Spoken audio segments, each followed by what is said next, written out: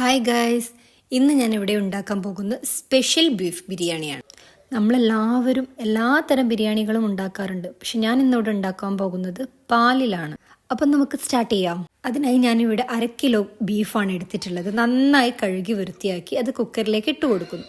അതിലേക്ക് 1/2 ടീസ്പൂൺ ഉപ്പ്, 1/2 ടീസ്പൂൺ മഞ്ഞൾപ്പൊടി, 1/2 ടീസ്പൂൺ മുളക് പൊടി, 1/2 ടീസ്പൂൺ ഗരം മസാല പൊടി, ഒരു പച്ചമുളക് ചെറുതായി അരിഞ്ഞത്, ഒരു 1/2 നാരങ്ങ പിഴിഞ്ഞതാണിത്, പിന്നെ ഒരു 3/4 ഗ്ലാസ് വെള്ളവും കൂടി ഒഴിച്ച് കുറച്ച് മല്ലിപ്പൊടി, 1/2 ടീസ്പൂൺ മല്ലിപ്പൊടിയാണ് ഞാൻ അവിടെ ചേർത്തിട്ടിട്ടത്.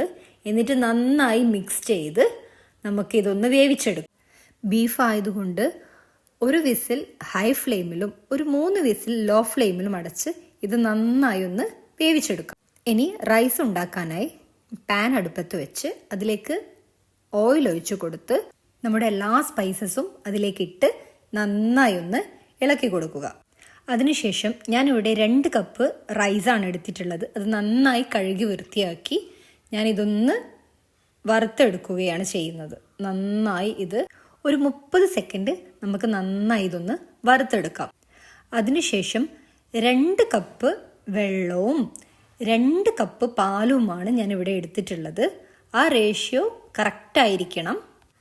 അത് രണ്ടും ഒരുപോലെ ഒഴിച്ചു കൊടുത്ത് ഇത് നന്നായി ഒന്ന് ഇളക്കി കൊടുത്ത് അതിലേക്ക് നമുക്ക് ആവശ്യത്തിന് ഉപ്പിട്ട് കൊടുക്കും. ഞാനിവിടെ 2 ടേബിൾ സ്പൂൺ ഉപ്പിട്ട് കൊടുത്തിട്ടുണ്ട്.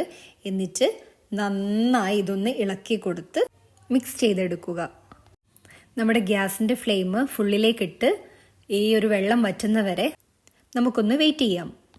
അപ്പം ഞാനിവിടെ എടുത്തിട്ടുള്ളത് 2 കപ്പ് അരിയിലേക്ക് 2 കപ്പ് വെള്ളവും 2 കപ്പ് പാലുമാണ്.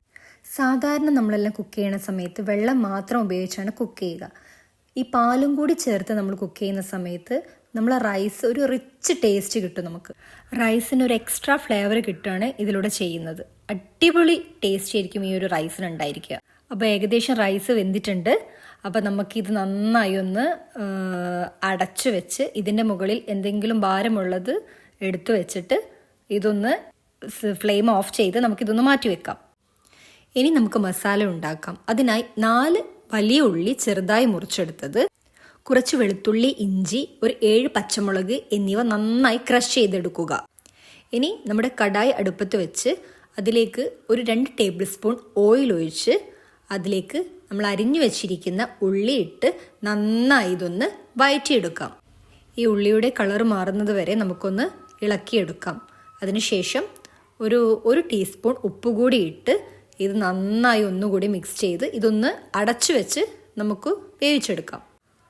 കുറച്ച് കഴിഞ്ഞ് ഇതിൻ്റെ അടപ്പൊന്ന് തുറന്ന് അതിലേക്ക് നമ്മൾ ക്രഷ് ചെയ്ത് വെച്ച വെളുത്തുള്ളി, ഇഞ്ചി, പച്ചമുളക് എന്നിവ ഇട്ട് ഒന്നുകൂടി ഇതൊന്ന് മിക്സ് ചെയ്ത് ഒരു 3 തക്കാളിയാണ് ഞാൻ ഇവിടെ എടുത്തിട്ടുള്ളത്. അത് മിക്സിയിലിട്ട് നന്നായി ഒന്ന് അരച്ചെടുത്തിട്ടുണ്ട്. ഈ ഒരു അരപ്പ് കൂടി ഇതിലേക്കിട്ട് ഇത് വീണ്ടും ഒന്ന് നന്നായി മിക്സ് ചെയ്ത് ഇതിൻ്റെ പച്ചമണം ഒന്ന് മാറുന്നത് വരെ നന്നായി മിക്സ് ചെയ്ത് ഇതിലേക്ക് മല്ലിയില, പുതിനയില, കറിവേപ്പില എന്നിവ കൂടി ഇട്ട് ഇത് വീണ്ടും ഒന്ന് യോജിപ്പിച്ച് കൊടുക്കുക.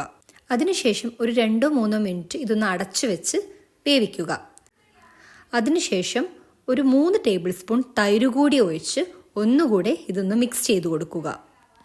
നന്നായി ഇതൊന്ന് മിക്സ് ചെയ്തതിന് ശേഷം നമുക്ക് ഇനി ഇതിലേക്ക് എല്ലാ പൊടികളും ആഡ് ചെയ്ത് കൊടുക്കാം.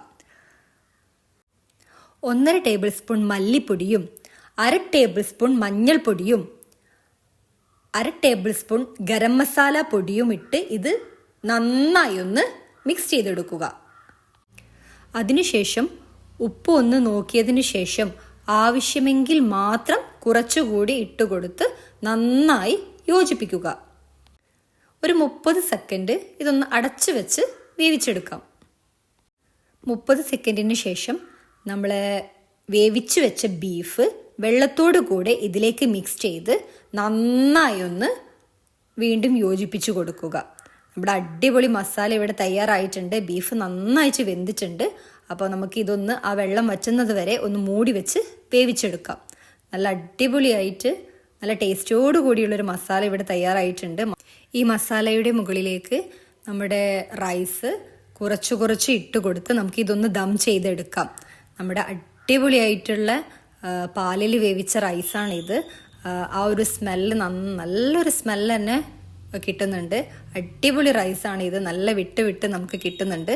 അപ്പോൾ ഈ ഒരു റൈസ് ഇട്ട് അതിൻ്റെ മുകളിൽ കുറച്ച് പുതിനയിലും കൂടി ഇട്ട് കുറച്ച് അണ്ടിയും മുന്തിരിയും എല്ലാം വറുത്ത് നമുക്ക് അതിൻ്റെ മുകളിലിട്ട് ഒന്ന് ഗാർണിഷ് ചെയ്യാം. കുറച്ച് കളറിന് വേണ്ടി മഞ്ഞപ്പൊടിയിൽ കുറച്ച് പാൽ കൂടി മിക്സ് ചെയ്ത് ഞാൻ അതിലേക്ക് ഒഴിച്ചു കൊടുക്കുന്നുണ്ട്. കുറച്ച് ഗരം മസാല കൂടി അതിൻ്റെ മുകളിൽ ഇട്ട് കൊടുത്ത് അടച്ചു വെച്ച് ഒരു 20 മിനിറ്റിൽ ഏറ്റവും ലോ ഫ്ലെയിമിൽ നമുക്കിതൊന്ന് ദം ചെയ്തെടുക്കാം. 20 മിനിറ്റ് കഴിഞ്ഞ് നമ്മുടെ ഫ്ലെയിം ഓഫ് ചെയ്യാൻ മറന്നു പോകരുത്. ഫ്ലെയിം ഓഫ് ചെയ്തതിന് ശേഷം ഒരു അരമണിക്കൂർ കഴിഞ്ഞ് മാത്രം നമുക്ക് ദമ്മ് പൊട്ടിക്കാം. അപ്പോൾ ഒരു നല്ല അടിപൊളിയായിട്ടുള്ള നമ്മളെ ബിരിയാണി ഇവിടെ തയ്യാറായിട്ടുണ്ട്. ഞാൻ അരമണിക്കൂർ കഴിഞ്ഞതിന് ശേഷമാണ് ഇത് ഓപ്പൺ ചെയ്തത്. അപ്പോൾ നിങ്ങൾ ഈ ഒരു വെറൈറ്റി ആയിട്ടുള്ള ബീഫ് ബിരിയാണി വീട്ടിലൊന്ന് തയ്യാറാക്കി നോക്കുക. ഇഷ്ടപ്പെട്ടാൽ ചാനൽ സബ്സ്ക്രൈബ് ചെയ്യുക. Thank you for watching.